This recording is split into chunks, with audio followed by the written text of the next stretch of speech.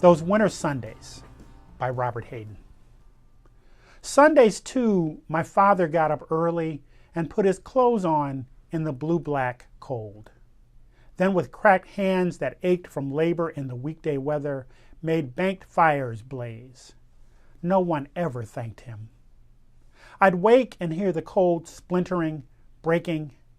When the rooms were warm, he'd call, and slowly I would rise and dress, fearing the chronic angers of that house.